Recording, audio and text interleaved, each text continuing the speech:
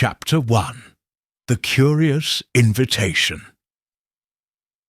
The morning sun filtered through the lace curtains of Hercule Poirot's London flat, casting delicate patterns on the polished mahogany desk. Poirot sat upright in his chair, his fingers steepled beneath his chin, as he examined the letter before him. The envelope was thick, the paper expensive, and the handwriting elegant yet hurried. "Curious?" he murmured, his eyes narrowing as he read the contents aloud. "Dear Monsieur Poirot, I find myself in need of your unparalleled expertise. An artifact of great historical significance has come into my possession, a silver spyglass with a most intriguing past. However, its presence has stirred unease among my household, and I fear darker forces are at play. I would be deeply grateful if you could visit Winthrop Manor at your earliest convenience. Yours sincerely, Lady Cordelia Winthrop." Poirot leaned back, his moustache twitching in thought. Lady Winthrop was not a woman prone to exaggeration.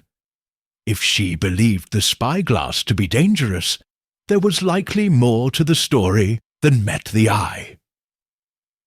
"Hastings," Poirot called, his voice sharp but not unkind. Captain Hastings appeared in the doorway, his expression one of mild curiosity. "Yes, Poirot." "We are going to the countryside," Poirot declared, tapping the letter with a precise finger. "To Winthrop Manor. There is a mystery there, one that requires the little grey cells." Hastings raised an eyebrow. "A mystery? What kind?" Poirot's eyes gleamed. "The kind that begins with a silver spyglass and ends, I suspect, with a most unexpected twist." By late afternoon, Poirot and Hastings were seated in a first-class compartment aboard the train to Hampshire. The rhythmic clatter of the wheels against the tracks provided a soothing backdrop as Poirot outlined what little he knew. "Lady Winthrop is a collector of rare artifacts," he explained. "Her estate is renowned for its historical treasures, but this spyglass, it is different. It carries a shadow, non?" Hastings frowned. "A shadow? You mean it's cursed?" Poirot chuckled softly. "Not cursed, mon ami, but perhaps dangerous. Objects of great value often attract those who would do anything to possess them." As the train sped through the rolling countryside, Poirot's mind raced ahead. What secrets did the spyglass hold? And why had Lady Winthrop chosen this moment to seek his help? The carriage that met them at the station was sleek and black, driven by a stoic chauffeur who offered little in the way of conversation. The drive to Winthrop Manor took them through winding lanes lined with ancient oaks, their branches forming a canopy overhead. When the manor came into view, Hastings let out a low whistle. "Quite the place, isn't it?" Winthrop Manor was a sprawling estate of grey stone, its windows glinting in the fading sunlight. Ivy clung to the walls, and the gardens were a riot of colour, but there was an air of melancholy about the place, a sense of secrets buried deep. Poirot adjusted his tie and smoothed his coat. "Remember, Hastings, we are here to observe. The smallest detail may hold the key to this mystery." As they approached the grand entrance, the door swung open to reveal Lady Cordelia Winthrop herself. Tall and elegant, with silver-streaked hair and piercing blue eyes, she exuded an air of quiet authority. "Monsieur Poirot," she greeted him warmly, extending a hand. "I cannot thank you enough for coming." Poirot bowed slightly. "It is my pleasure, madam, though I sense your invitation is not merely a social call." Lady Winthrop's smile faltered. "No, it is not. Please, come inside. There is much to discuss." As they stepped into the grand foyer, Poirot's sharp eyes took in every detail. The worn Persian rug, the faint scent of lavender polish, the portrait of a stern-faced man hanging above the staircase. And then, from the shadows of the hallway, a figure emerged, a young woman, her face pale, and her hands clasped tightly in front of her.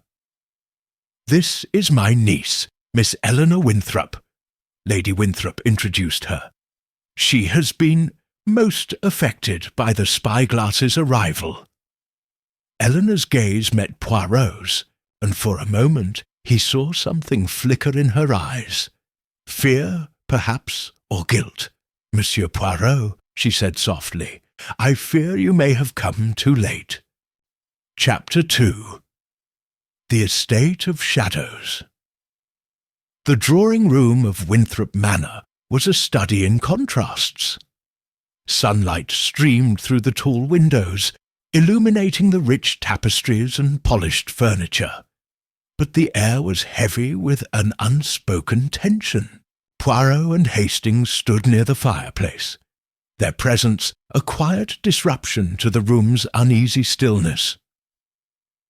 Lady Winthrop gestured for them to sit. "Please, make yourselves comfortable. I've asked the others to join us. They should be here shortly." As if on cue, the door creaked open and a man entered. He was tall and wiry, with a shock of unruly hair and spectacles perched precariously on his nose. His tweed jacket was slightly frayed at the elbows, and he carried a leather-bound notebook under one arm. "Ah, Dr. Alistair Graves," Lady Winthrop said, her tone polite but cool. "Our resident historian. He's been studying the Spyglass since it arrived." Dr. Graves nodded curtly, his eyes darting to Poirot and Hastings. "Monsieur Poirot," he said, his voice clipped, "I've read about your work. Fascinating, though I must say I prefer facts to conjecture." Poirot's moustache twitched in amusement. "Facts, monsieur, are the foundation of any good investigation, but it is the interpretation of those facts that separates the ordinary from the extraordinary." Before Dr. Graves could respond, the door opened again, and a woman swept into the room. She was striking, with dark hair swept into an elegant chignon, and a flowing dress that seemed to shimmer as she moved. Her eyes, a deep shade of green, lingered on Poirot for a moment before she turned to Lady Winthrop. "Cordelia," she said, her voice smooth as silk, "you didn't mention we'd be entertaining guests." "Monsieur Poirot and Captain Hastings," Lady Winthrop replied, her tone guarded. "This is Madame Celeste Dubois, an artist and a dear friend." Madame Dubois inclined her head gracefully. "Enchantée. I trust you will find our little gathering stimulating." Poirot's eyes narrowed slightly. There was something in her tone, a hint of mockery, perhaps, or challenge. Before he could respond, a soft knock at the door interrupted the conversation. A young maid entered, her hands trembling as she carried a tray of tea. She was petite, with wide, nervous eyes and a faint blush on her cheeks. "Tea, ma'am?" she murmured, her voice barely above a whisper. "Thank you, Mary," Lady Winthrop said, her voice softening. "You may set it down here." As the maid placed the tray on the table, Poirot noticed the faint tremor in her hands. She avoided eye contact, her gaze fixed firmly on the floor. When she turned to leave, she nearly collided with Eleanor Winthrop, who had slipped into the room unnoticed. "Oh!" Mary gasped, stepping back quickly. "I'm so sorry, miss." Eleanor waved a hand dismissively. "It's quite all right, Mary. No harm done." The maid hurried out, her footsteps echoing in the hallway. Eleanor took a seat near the window, her expression distant. Poirot observed her carefully. She was young, perhaps in her early 20s, with delicate features and a quiet demeanour. But there was a tension in her posture, a restlessness that belied her calm exterior. Lady Winthrop cleared her throat. "Now that we're all here, I believe Monsieur Poirot deserves an explanation." Poirot leaned forward, his hands resting on his cane. "Indeed, madame. Tell me, what is it about this spyglass that has caused such unease?" Lady Winthrop hesitated, her gaze flickering to the others in the room. "The spyglass belonged to a man named Sir Edmund Blackwood, a spy during the Napoleonic Wars. It's said that he used it to send coded messages to his allies, but there are rumours, darker rumours." "What kind of rumours?" Hastings asked, his curiosity piqued. Dr. Graves adjusted his spectacles. "It's said that the spyglass is cursed, that anyone who possesses it meets a tragic end." Dubois let out a low laugh. "Superstition, nothing more, though I must admit it does add a certain allure to the artifact." Eleanor spoke up, her voice soft but firm. "It's not just superstition. Strange things have been happening since it arrived. Unexplained noises, objects moving on their own. And then there's the dreams." Poirot's eyes gleamed with interest. "Dreams, mademoiselle?" Eleanor nodded. "Vivid, unsettling dreams. I've had them every night since the spyglass was brought here." Before Poirot could press further, a loud crash echoed from somewhere in the house. The sound was sharp and sudden, like glass shattering. Everyone in the room froze. "What was that?" Hastings asked, his hand instinctively reaching for his cane. Lady Winthrop rose to her feet, her face pale. "I don't know, but I suggest we find out." Poirot stood, his expression calm but alert. "Lead the way, madame." As they left the drawing-room, Poirot couldn't shake the feeling that they were being watched. The shadows in the hallway seemed to shift and twist, as if alive, and somewhere, deep within the manor, the silver spyglass waited, its secrets still hidden, its danger growing. Chapter 3. The Spyglass's Secret. The sound of shattering glass led the group to the library, a grand room lined with towering bookshelves and heavy velvet drapes. The air smelled of old paper and dust, and the faint light from the chandelier cast long shadows across the floor. In the centre of the room, a glass display case lay in ruins. Shards of glass glittered like diamonds on the polished wood, and the velvet lining inside was torn. "Mon Dieu!"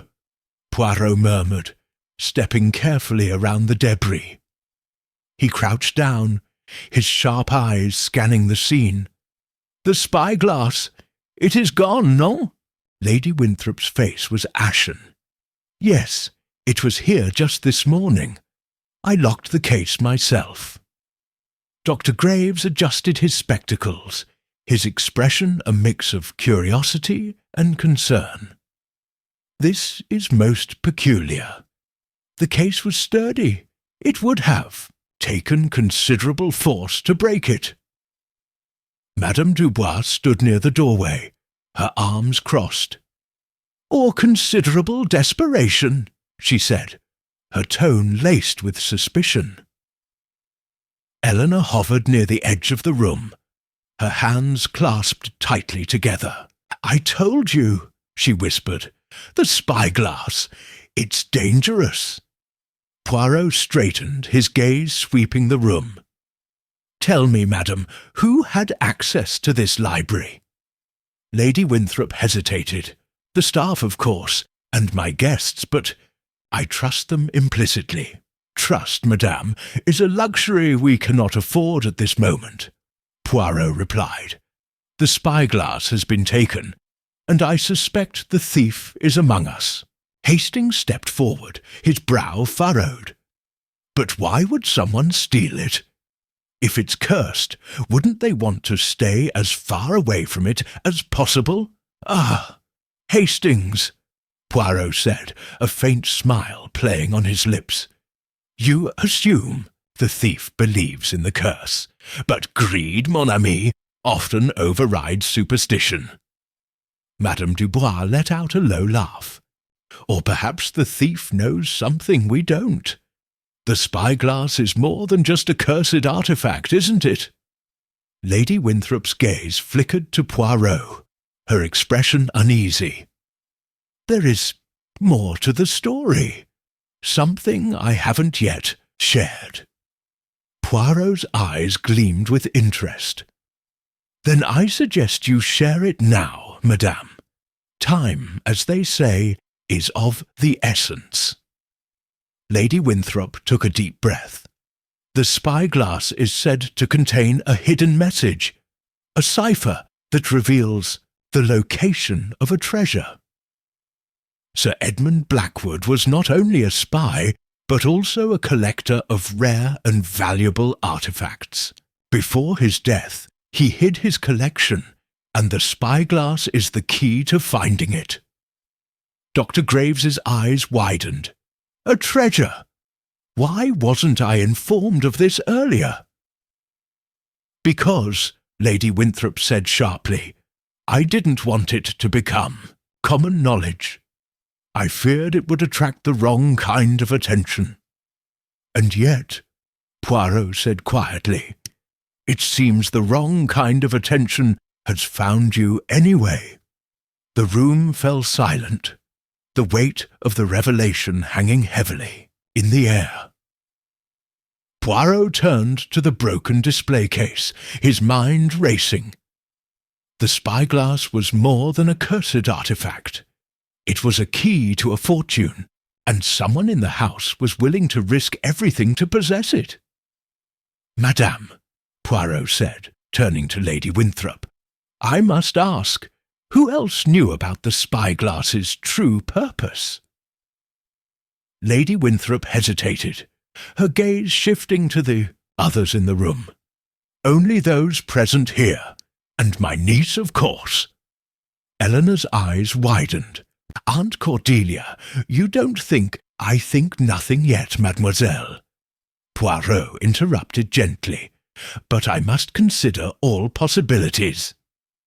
Madame Dubois stepped forward, her green eyes glinting. "And what about you, Monsieur Poirot? How do we know you're not here to steal the spyglass for yourself?" Poirot's moustache twitched in amusement. "Madame, if I wished to steal the spyglass, I would not have announced my presence so openly. No, I am here to solve the mystery, not to become a part of it."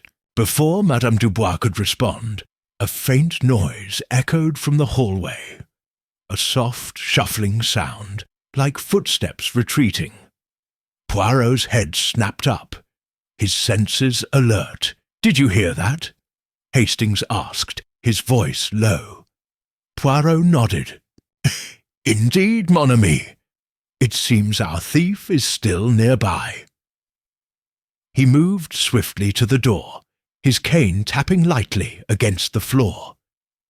The others followed, their faces a mixture of curiosity and apprehension.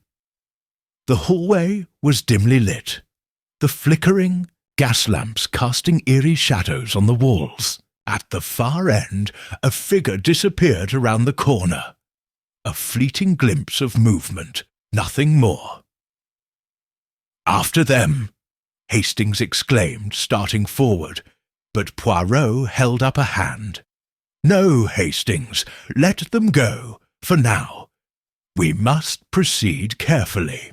The thief has revealed their hand, and that is all we need for the moment." Lady Winthrop's voice trembled. "But the spyglass? What if they escape with it?"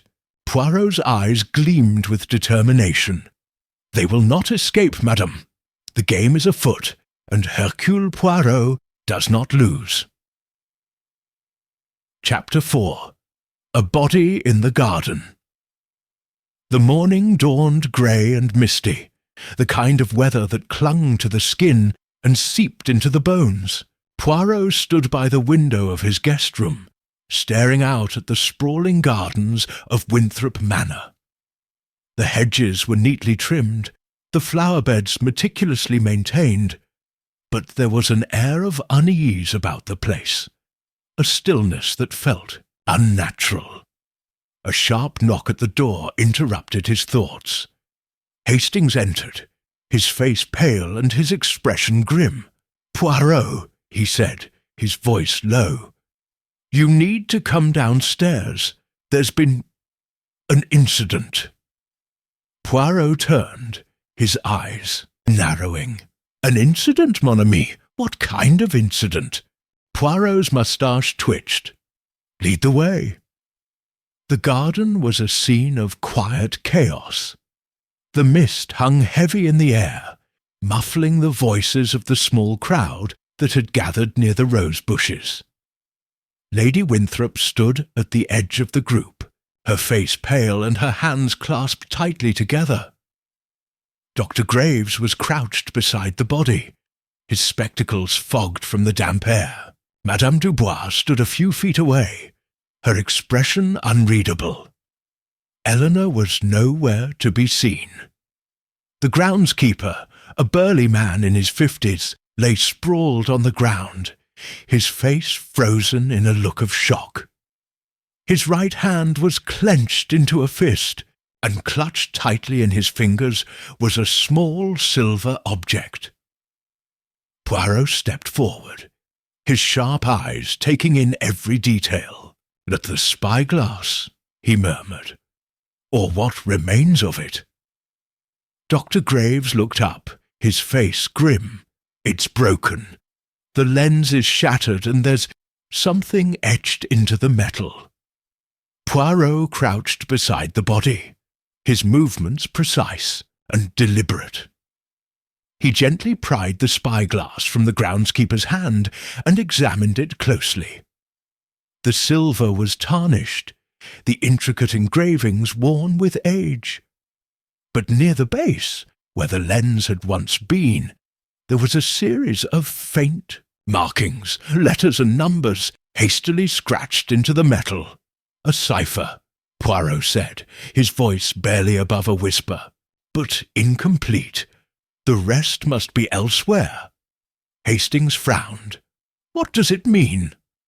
Poirot's eyes gleamed. "It means, mon ami, that the spyglass is not merely a key to a treasure. It is a map, and someone is willing to kill for it. Hercule." Winthrop stepped forward, her voice trembling. "But why would anyone kill poor Mr. Thompson? He was just the groundskeeper. He had nothing to do with the spyglass." Poirot rose to his feet, his expression thoughtful. "On the contrary, madame, Mr. Thompson may have known something that made him a threat to the thief." Madame Dubois let out a low laugh. "Or perhaps he was the thief. Maybe he tried to double-cross someone, and it cost him his life." Poirot turned to her, his gaze sharp. "An interesting theory, madame, but I wonder, what is your interest in this matter?" Madame Dubois met his gaze, her green eyes glinting. "Curiosity, Monsieur Poirot. Nothing more." Before Poirot could respond, Eleanor appeared at the edge of the garden, her face pale and her hands trembling. "Aunt Cordelia," she said, her voice barely above a whisper, "there's something you need to see." Lady Winthrop frowned. What is it, Eleanor?" Eleanor hesitated, her gaze flickering to Poirot. "It's in the library. I think it's another clue." Poirot nodded. "Lead the way, mademoiselle." The library was as they had left it the night before, the broken display case still lying in ruins. But on the table beside it, someone had placed a small, leather-bound book. The cover was worn, the pages yellowed with age. Eleanor pointed to the book, her hand shaking. "I found it this morning. It was open to this page." Poirot stepped forward and examined the book. It was a diary, the handwriting cramped and hurried. The page Eleanor had indicated contained a sketch, a rough drawing of the spyglass, with the same markings they had seen on the broken lens. "Sir Edmund Blackwood's diary," Poirot murmured. "This confirms it. The spyglass is a map, and the cipher is the key to decoding it." Hastings leaned over his shoulder. "But why leave it here? If the thief is after the treasure, why not take the diary too?" Poirot's eyes gleamed. "Because, Hastings, the thief is playing a game. They want us to follow the clues, to lead them to the treasure." Lady Winthrop's voice was barely a whisper. "And what happens when we find it?" Poirot turned to her, his expression grave. "Then, madame, we will find the killer." Chapter 5. The Cipher of the Spyglass.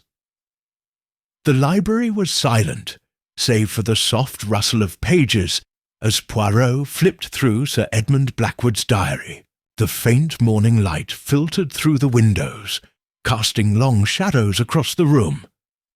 Hastings stood nearby, his arms crossed, watching Poirot with a mixture of curiosity and impatience. "Well?" Hastings asked finally. "Can you make sense of it?" Poirot's eyes gleamed as he traced a finger over the sketch of the spyglass. "Patience, mon ami. The cipher is not a simple one. It requires finesse." The diary was filled with notes, sketches of maps, lists of coordinates, and cryptic phrases that seemed to hint at something greater. But the key to decoding the cipher lay in the markings on the spyglass itself. Poirot had carefully transcribed the letters and numbers onto a sheet of paper, his neat handwriting a stark contrast to Blackwood's hurried scrawl. "The markings on the spyglass," Poirot murmured, "are incomplete. They correspond to the diary, but only partially. We are missing a piece of the puzzle." Hastings frowned. "The broken lens?" "Precisely," Poirot said. "The lens was not merely decorative. It was part of the cipher. Without it, the message is incomplete." Lady Winthrop, who had been standing quietly by the fireplace, stepped forward. "But the lens is shattered. How can we possibly decode the message now?" Poirot's moustache twitched. "Ah, but the pieces are still here, madam. They may be broken, but they are not lost." He reached into his pocket and pulled out a small handkerchief, carefully unwrapping it to reveal several shards of glass.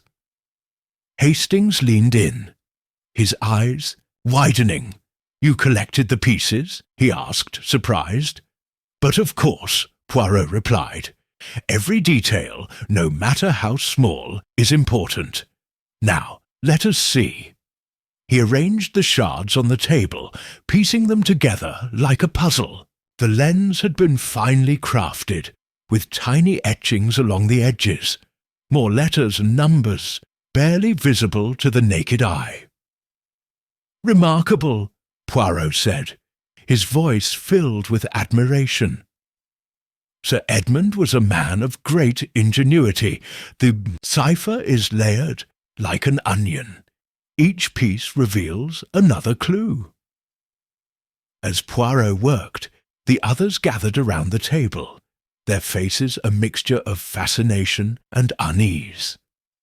Dr. Graves adjusted his spectacles, peering at the shards with a critical eye. "Fascinating," he murmured.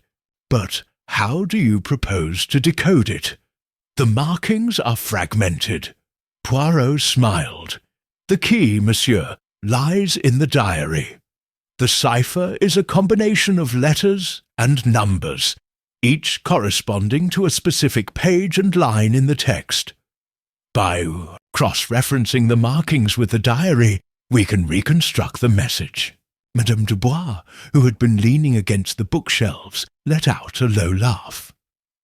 "And what if the message leads us to something unpleasant?" Poirot's gaze met hers, his expression calm but piercing. "Then, madame, we shall face it together." Hours passed as Poirot meticulously worked through the cipher, his movements precise and deliberate. The others watched in silence, the tension in the room growing with each passing minute. Finally, Poirot leaned back, his eyes gleaming with triumph. "I have it," he said, his voice filled with quiet satisfaction. Hastings leaned forward. "What does it say?" Poirot turned the paper around, revealing a series of coordinates and a single phrase. "The treasure lies where the shadow meets the light." Lady Winthrop's breath caught. "What does it mean?" Poirot's eyes sparkled. "It is a riddle, madam. The coordinates point to a location on the estate, but the final clue lies in the phrase, where the shadow meets the light.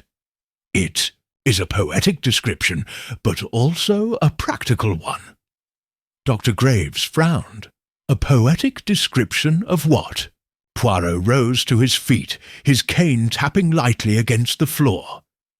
"The sundial, monsieur, in the garden. It is the only place where shadow and light meet in such a precise manner." Hastings's eyes widened. "The sundial? But that's where Mr. Thompson was found?" Poirot finished. "Precisely." Madame Dubois stepped forward, her green eyes glinting. "So the treasure is buried beneath the sundial?" Poirot shook his head. "Not necessarily. The sundial is the key, but the treasure itself may be hidden elsewhere. We must examine it carefully." Lady Winthrop's voice trembled. "But what if the killer is watching? What if they're waiting for us to lead them to the treasure?" Poirot's expression was grave. "Then, madame, we must be prepared. The game is far from over." As the group made their way to the garden, the mist had lifted, revealing a pale, watery sun.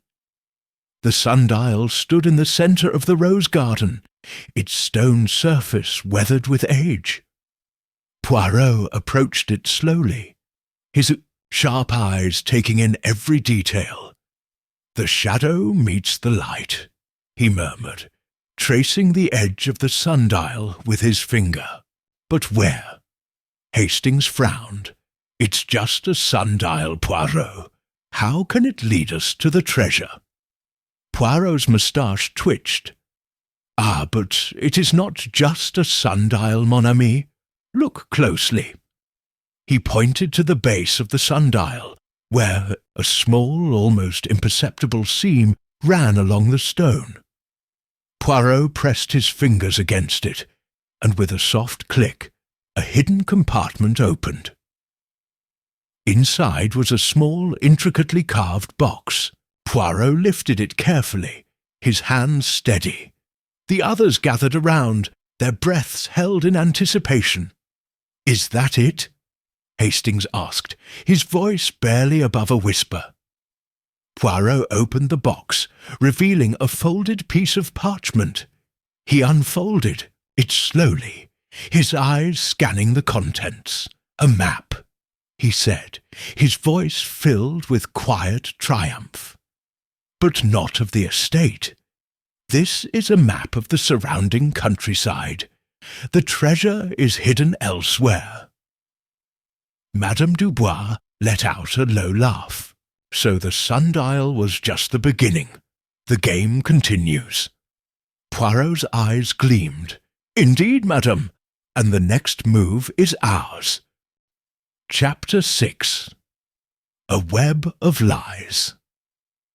The drawing-room of Winthrop Manor was bathed in the soft glow of lamplight, the shadows dancing on the walls as Poirot stood before the assembled group. His expression was calm, but his eyes gleamed with the intensity of a man who had pieced together a complex puzzle. "Mesdames et messieurs," he began, his voice measured and precise, "we are gathered here because a crime has been committed. A man is dead, and a treasure is at stake. But more importantly, the truth has been obscured by a web of lies. It is time to unravel it." Lady Winthrop sat stiffly in her chair, her hands clasped tightly in her lap. Dr. Graves adjusted his spectacles nervously, while Madame Dubois leaned against the mantelpiece, her expression unreadable. Eleanor sat quietly in the corner, her face pale and her eyes downcast. Poirot turned to Dr. Graves first. "Monsieur, you are a historian, oui? Tell me, what is your interest in the spyglass?" Dr. Graves cleared his throat. "As I said before, I was studying it for its historical significance. Sir Edmund Blackwood was a fascinating figure, and the spyglass is a rare artifact from his time." Poirot's eyes narrowed. "And yet you did not mention the treasure. Why is that?" Dr. Graves hesitated. I didn't think it was relevant. My interest was purely academic." "Academic?" Poirot repeated, his tone sceptical. "Or financial? A treasure of such value would be a boon to any historian's career, no?" Dr. Graves flushed but said nothing. Poirot turned to Madame Dubois next. "And you, madame, what is your connection to this affair?" Madame Dubois smiled faintly. "I am an artist, Monsieur Poirot. I find beauty in mystery. The spyglass is a thing of great beauty, is it not?" "Beauty, perhaps," Poirot said, "but also danger. You have been unusually interested in the proceedings. Why is that?" Madame Dubois' smile faded. "I have my reasons, but they are my own." Poirot's gaze lingered on her for a moment, before he turned to Eleanor. "Mademoiselle Winthrop, you have been quiet, yet you seem to know more than you let on. Tell me, what is your role in this?" Eleanor looked up, her eyes filled with tears. I didn't mean for any of this to happen. I just wanted to protect my aunt." Lady Winthrop's head snapped up. "Eleanor, what are you talking about?" Eleanor took a deep breath. "I knew about the treasure. I found Sir Edmund's diary years ago, but I kept it hidden. I thought if no one knew, we would be safe. But then the spyglass arrived, and everything changed." Poirot's voice was gentle but firm. "And what did you do when the spyglass arrived?" Eleanor hesitated. I tried to hide it. I thought if I could keep it away from everyone, the danger would pass. But I was wrong." Poirot nodded, his expression thoughtful. "And yet the spyglass was stolen, and Mr. Thompson was killed. Who do you think is responsible?" Eleanor's gaze flickered to Madame Dubois, then to Dr. Graves. "I don't know, but I think someone here is not who they seem." Poirot's eyes gleamed. "A sentiment I share, mademoiselle." He turned to Lady Winthrop. "Madame, you have been the victim of this affair, but you are not without blame. Why did you not reveal the full truth about the spyglass from the beginning?" Lady Winthrop's voice trembled. "I was afraid. The treasure, it's cursed. Everyone who has sought it has met a tragic end. I thought if I kept it hidden, we would be safe." Poirot's expression softened. "Fear, madame, is a powerful motivator, but it is also a dangerous one. It clouds judgment and leads to mistakes." He stepped back, his gaze sweeping the room. "And so, we come to the heart of the matter. The spyglass, the treasure, the murder, they are all connected. But the key lies not in the object itself, but in the people who seek it."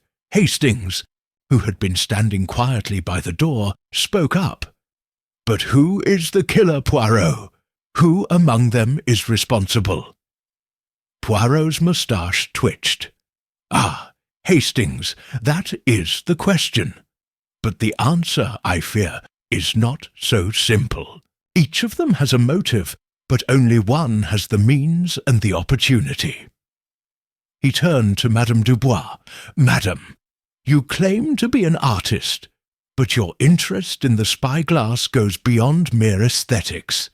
You have been watching, waiting for the right moment to act." Madame Dubois' eyes narrowed. "And what if I have? What does it matter to you?" Poirot's voice was calm but firm. "It matters because you are not who you claim to be. Your name is not Celeste Dubois. You are the granddaughter of Sir Edmund Blackwood, and you have come to claim your inheritance." The room fell silent, the weight of Poirot's words hanging heavily in the air. Madame Dubois, or rather Miss Blackwood, stared at him, her expression a mixture of shock and defiance. "How did you know?" she asked, her voice barely above a whisper. Poirot smiled faintly. "The diary, mademoiselle. It contained not only the cipher, but also a family tree. Your name was there, hidden among the pages." Miss Blackwood sank into a chair, her face pale. "I didn't mean for anyone to get hurt. I just wanted what was rightfully mine." Poirot's expression was grave. "And yet your actions have led to tragedy. Mr. Thompson is dead, and the treasure remains hidden. The curse, it seems, has claimed another victim." Chapter 7. The Hidden Compartment. The library was quiet, the only sound the soft rustle of pages as Poirot flipped through Sir Edmund Blackwood's diary once more. The map they had found in the sundial lay spread out on the table, its faded lines and cryptic symbols a tantalizing puzzle. Hastings stood nearby, his arms crossed, watching. Poirot with a mixture of admiration and impatience. "Well," Hastings asked finally, "have you figured it out?" Poirot's eyes gleamed as he traced a finger over the map. "Patience, mon ami. The map is not the only clue. The diary holds the key, but it is, how do you say, a riddle within a riddle." Diggs frowned. "A riddle? What kind of riddle?" Poirot turned the diary around, revealing a page filled with cramped handwriting and a small sketch of a bookshelf. Sir Edmund was a man of great ingenuity. He did not trust easily, and he hid his secrets well. The treasure is not buried in the countryside, as the map suggests. It is here, in the manor. Hastings's eyes widened. "Here? But where?" Poirot's moustache twitched. "In the library, of course. Where else would a man of letters hide? his greatest treasure. He rose to his feet and began to examine the bookshelves, his movements precise and deliberate. The others watched in silence, their faces a mixture of curiosity and unease. Lady Winthrop stood near the fireplace, her hands clasped tightly together. Dr. Graves adjusted his spectacles nervously, while Miss Blackwood, formerly Madame Dubois, sat quietly in the corner, her expression unreadable. Poirot's sharp eyes scanned the shelves, taking in every detail. The books were old and well worn, their spines cracked and faded, but one shelf near the corner of the room seemed out of place. The books were newer, their spines unblemished, and they were arranged in a peculiar pattern. "Ah," Poirot murmured, his voice filled with quiet satisfaction. "Here it is." He reached out and pulled a book from the shelf, a thick, leather-bound volume with no title on the spine. As he opened it, a small compartment in the shelf clicked open, revealing a hidden space behind the books. Hastings leaned forward, his eyes wide.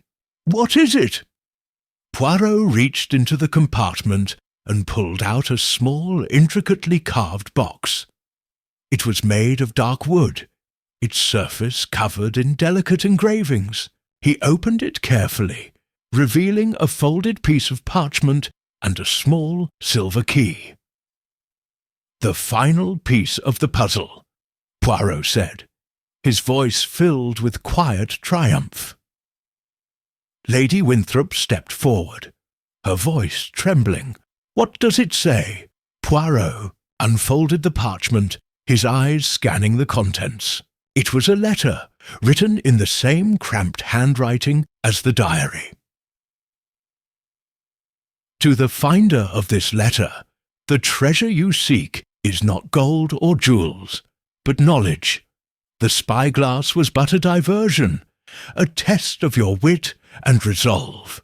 The true treasure lies in the study behind the portrait of my beloved wife. Use the key wisely." Hastings frowned. "A diversion? But what about the map?" Poirot's eyes gleamed. "The map was a red herring, mon ami. Sir Edmund was a man of great cunning. He wanted to ensure that only the worthy could find his treasure." Miss Blackwood rose to her feet, her expression a mixture of shock and disbelief. But, the treasure is not real." Poirot turned to her, his expression grave. "Oh, it is real, mademoiselle, but it is not what you expected. The true treasure is knowledge, a collection of Sir Edmund's writings, his discoveries, and his secrets. It is a legacy, not a fortune." Dr. Graves adjusted his spectacles, his face pale. "And the key? What does it open?" Poirot held up the silver key, his eyes gleaming. "That, monsieur, is what we are about to find out." The study was a small, cosy room at the back of the manor, its walls lined with portraits and shelves filled with books. The portrait of Sir Edmund's wife hung above the fireplace, her serene expression a stark contrast to the tension in the room. Poirot stepped forward and examined the portrait carefully. The frame was ornate, its edges covered in intricate carvings. He reached out and pressed a small, almost imperceptible button on the side of the frame. With a soft click, the portrait swung open, revealing a hidden safe. "Mon Dieu," Hastings murmured, his eyes wide. "It's a safe." Poirot inserted the silver key into the lock and turned it slowly. The safe opened with a soft click, revealing a stack of papers and a small, leather-bound journal. "The true treasure," Poirot said, his voice filled with quiet reverence. Lady Winthrop stepped forward, her hands trembling as she reached for the journal. "May I?" Poirot nodded, his expression grave. "Of course, madame. It is your legacy, after all." As Lady Winthrop opened the journal, her eyes filled with tears. It's his writings, his discoveries, everything he ever learned." Miss Blackwood sank into a chair, her face pale. "All this for nothing." Poirot turned to her, his expression gentle but firm. "Not nothing, mademoiselle. Knowledge is the greatest treasure of all, and now it is yours to protect." Chapter 8. The Second Murder. The study was silent, the weight of Sir Edmund's legacy hanging heavily in the air. Lady Winthrop clutched the journal to her chest, her eyes filled with tears, while Miss Blackwood sat slumped in a chair, her face pale and her expression unreadable. Dr. Graves stood near the fireplace, his spectacles fogged as he stared into the flames. Hastings, ever the loyal companion, watched Poirot with a mixture of admiration and unease. Poirot, however, was not satisfied. His sharp eyes scanned the room, taking in every detail. Something was amiss, a faint tension, a lingering unease that he could not ignore. "Madam Winthrop," he said, his voice calm but firm, "may I see the journal?" Lady Winthrop hesitated, then handed it to him. Poirot flipped through the pages, his eyes narrowing as he read. The entries were detailed, filled with observations and discoveries, but one passage caught his attention. "The greatest danger lies not in the treasure, but in the greed it inspires. Beware those who seek it, for they will stop at nothing to possess it." Poirot's moustache twitched. "A warning," he murmured. "But from whom?" Before he could ponder further, a sharp scream echoed through the manor. The sound was piercing, filled with terror, and it sent a chill down Hastings's spine. "What was that?" he asked, his voice tense. Poirot's eyes gleamed. "Trouble, mon ami. Come." They hurried out of the study and down the hallway, following the sound of the scream. It led them to the library, where they found Eleanor standing in the doorway, her face pale and her hands trembling. "In there," she whispered, pointing to the room. It's Dr. Graves." Poirot stepped into the library, his sharp eyes taking in the scene. Dr. Graves lay sprawled on the floor, his spectacles shattered beside him. A pool of blood spread beneath his head, staining the Persian rug. His right hand was clenched into a fist, and clutched tightly in his fingers was a small silver object, a piece of the broken spyglass. "Mon Dieu!" Poirot murmured, crouching beside the body. "Another murder!" Hastings stepped forward, his face pale. But why? What could he have known? Poirot's eyes gleamed. "That, mon ami, is the question." He examined the piece of spyglass carefully, his fingers tracing the faint markings on the metal. The cipher was incomplete, but it was clear that Dr. Graves had been trying to decode it. "He was close," Poirot said, his voice filled with quiet satisfaction. "Too close, perhaps." Lady Winthrop appeared in the doorway, her face pale and her hands clasped tightly together. What happened?" Poirot rose to his feet, his expression grave. "Dr. Graves has been murdered, madam, and I fear the killer is still among us." Miss Blackwood stepped forward, her green eyes glinting. But who would do such a thing, and why? Poirot's gaze met hers, his expression calm but piercing. That, mademoiselle, is what we must discover. But I suspect the answer lies in the spyglass. He turned to Hastings. We must examine the library carefully. There may be another clue here, something Dr. Graves found before he was killed. As they searched the room, Poirot's sharp eyes took in every detail. The bookshelves, the desk, the broken display case, all of it held potential clues. But it was the fireplace that caught his attention. The grate was cold, the ashes undisturbed, but something glinted in the dim light.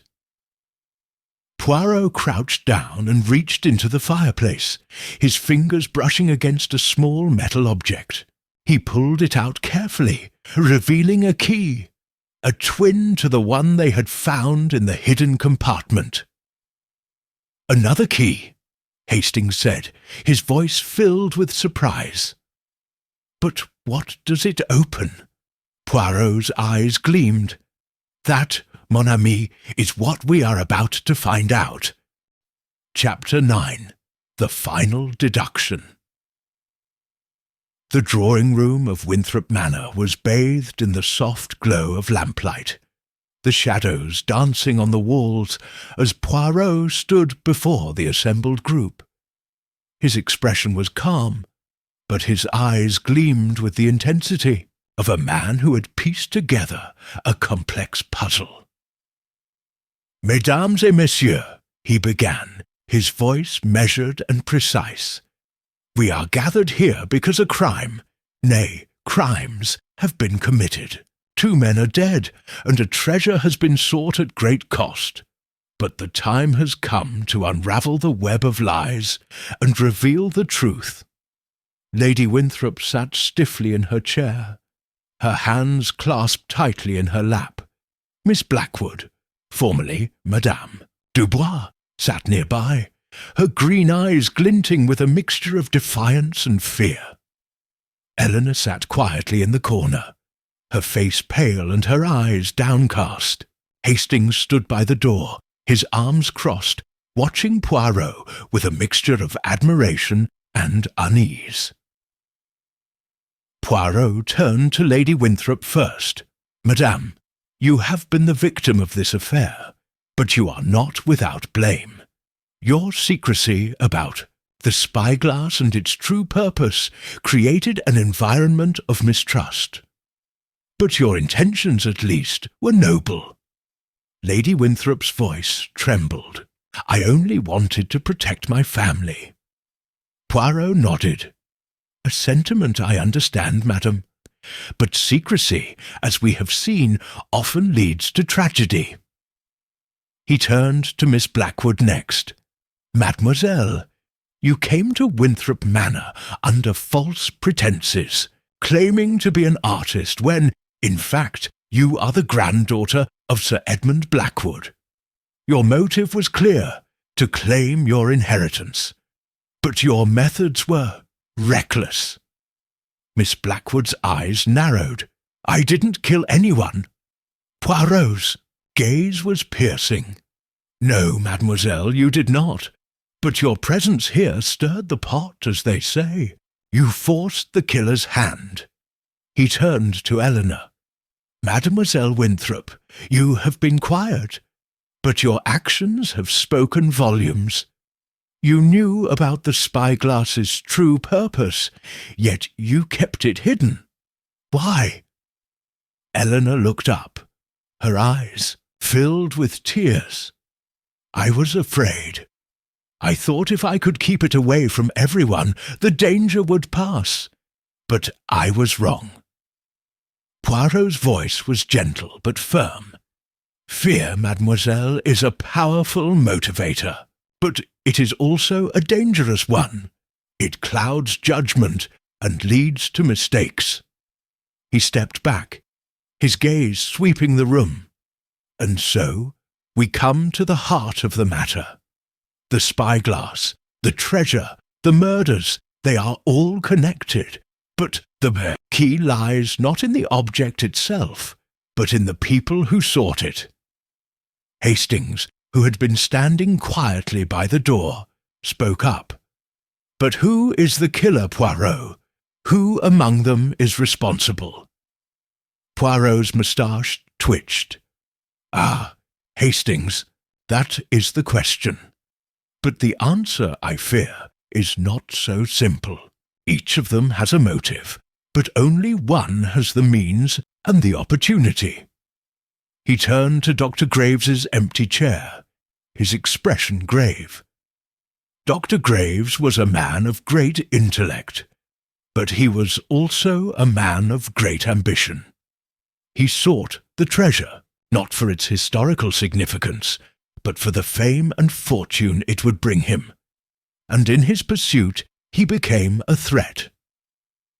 Poirot's gaze shifted to Lady Winthrop. "Madame, you knew about the treasure, but you did not kill Dr. Graves. Your motives were pure, if misguided."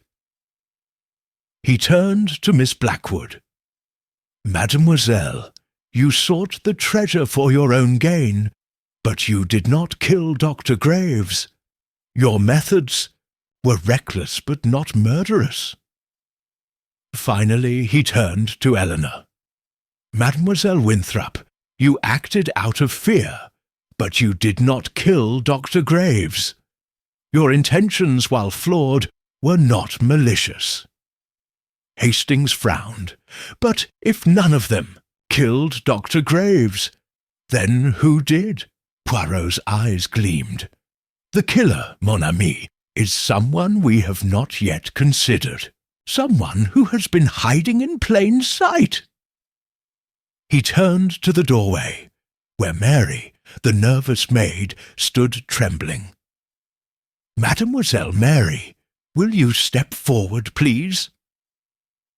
Mary's eyes widened, and she shook her head. I didn't do anything."